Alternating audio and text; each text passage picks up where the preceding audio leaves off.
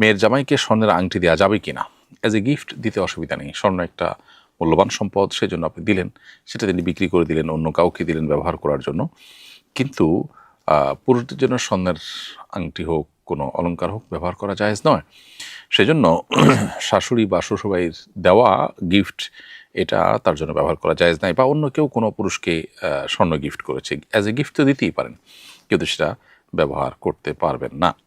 অর্থাৎ তিনি নিজে ব্যবহার না করে অন্য কাউকে দিলেন অথবা বিক্রি করলেন বা সম্পদ হিসেবে তার কাছে রেখে দিলেন, সেই কাজটা তিনি করতে পারবেন। তবে পরার জন্য যেন মেয়ের জামাইকে আংটি না দেন শ্বশুরবাড়ির লোকজন, সেটা তাদের খেয়াল রাখতে হবে। যদি এমন হয় যে দিলে তিনি পরবেন, তার শরিয়া জ্ঞান নাই, তাহলে সেক্ষেত্রে শ্বশুরবাড়ির লোকদের কর্তব্য হলো জামাইকে স্বর্ণের আংটির পরিবর্তে অন্য কিছু দেওয়া, যেটা শরিয়ার আলোকে নিষিদ্ধ কোনো বিষয় নয়। এরপরে প্রশ্ন হলো, অনির্দিষ্ট পশু জবাইয়ের মান্যত করে পশু কেনার পর তা হারিয়ে গেলে করণীয় কি? উত্তর হলো যে মানত পূরণ করা ওয়াজিব, যেহেতু মানতটা শুদ্ধ সঠিক, বিধায় এই মানত পুরো করতে হবে। আর মানতের জন্য কেনা যে পশু সেটা যদি হারিয়ে যায়, তাহলে নতুন পশু কিনে আপনি মানত পূরণ করতে হবে। যেহেতু আপনি নির্দিষ্ট কোনো পশু মানত করেন যে এটাই আমি করব, যদি এরকম করতেন তাহলে সেটা মারা গেলে আপনার আর কোনো দায়িত্ব থাকতো না। যেহেতু আপনি বলেছেন একটা পশু মানত করবেন, বিধায় যেটা কিনেছেন এটা মারা গেলে বা হারিয়ে গেলে আরেকটা কিনে আপনাকে বারটা ব্যবস্থা করে জোগাড় করে আপনাকে মানত পুরা করতে হবে।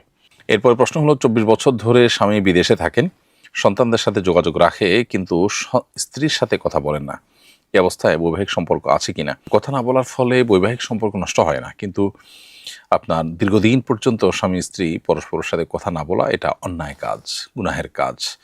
বিদেশে থেকে সন্তানদের সাথে যোগাযোগ করলেন, কিন্তু স্বামী কোনো কারণে অভিমান করি হোক, রাগের কারণে হোক, স্ত্রীর সাথে দীর্ঘদিন পর্যন্ত এইভাবে যোগাযোগ বিচ্ছিন্ন রাখা, এটা স্ত্রীর প্রতি এক ধরনের অবিচারের শামিল। যত অভিমানী হোক, আপনি হয় তার সাথে সংসার করবেন সুন্দরভাবে, আর অভিমান করে শাসন করতে চাইলে সেটার একটা লিমিটেশন থাকবে।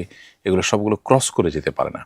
আপনি তাকে রেখে দিবেন আপনার স্ত্রী হিসাবে, কিন্তু তার সাথে আচরণ করবেন হলো স্ত্রী নন সেরকম আচরণ, সেটা অবশ্যই অনুচিত কাজ। আল্লাহ বলেছেন, তোমরা তাদেরকে, অর্থাৎ তোমাদের স্ত্রীদের সাথে সংসার করলে সুন্দরভাবে সংসার করবে, আশিরুহুন্না বিল মারুফ, সুন্দরভাবে সংসার করবে। আল্লাহ অন্য জায়গায় বলেছেন যে তাদেরকে যদি তোমাদের ছেড়ে দিতে হয় তাহলে সাররিহুন্না বিল মারুফ, তাহলে তাদেরকে তোমরা বিদায় দেওয়া সুন্দরভাবে। কিন্তু আপনি ধরে রাখবেন, আবার তাদেরকে আপনার তার সাথে সুন্দরভাবে আচরণ করবেন না, মিনিমাম যোগাযোগ করবেন না, বছরকে বছর হয়ে যাবে, এটা কোনো অবস্থাতেই গ্রহণযোগ্য নয়।